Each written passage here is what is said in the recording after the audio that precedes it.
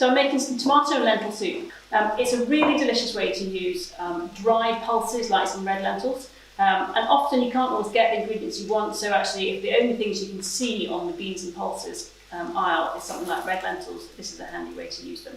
So in my pan I've got an onion that I've softened. To make the rest of my soup, all I need to add is some tomatoes and then some water.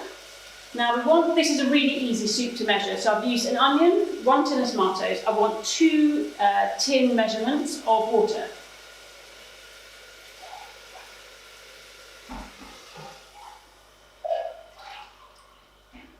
Next I want to add some stock to give it some flavour. So either we added water with the tomatoes, but if I had some homemade stock ready-made in the fridge or in the freezer, I can put that in. I'm going to use stock powder today instead, either a cube or a powder, whichever you prefer. So just pop in a teaspoonful just like that.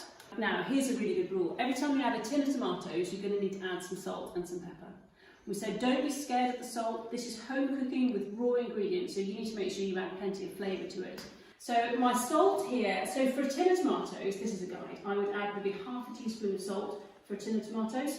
Some people prefer to add less, some people might like to add more, but that's not a bad place to start. A little teaspoon of sugar. So that's my soup seasoned, saltiness and sweetness. So next we're going to add some lentils. Now they're a good source of protein, help keep your tummy full, give the soup some body. If you just wanted to make a simple plain tomato soup, that's actually what we've got already. Some tomatoes, you might want to boost it with some fresh tomatoes or some tomato puree or something, but that would make a nice simple tomato soup. So I want tomato and lentil. So these, I'm just going to measure, we're using a mug actually. So I would say for a tin of tomatoes worth of soup, half a mug's worth of lentils.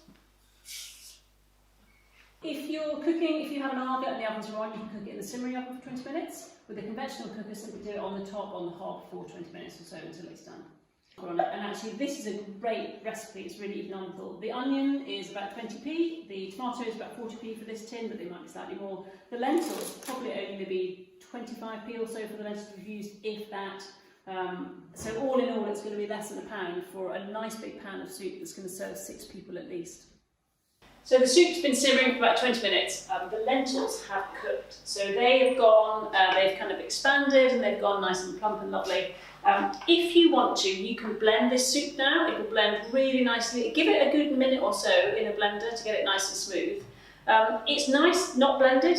If you want to blend it but you haven't got a blender actually, then the next best thing to use is a potato masher. Just mash it away. It won't make it super smooth, but it'll make it a bit smoother. And that's handy for any vegetable soup actually. If you don't have a blender, but you don't want big chunks. So this, all I'm going to do now is just serve a nice bowl full of this. It's really tasty and really delicious and nutritious, and it'll be filling and warming and all the things you want soup to be.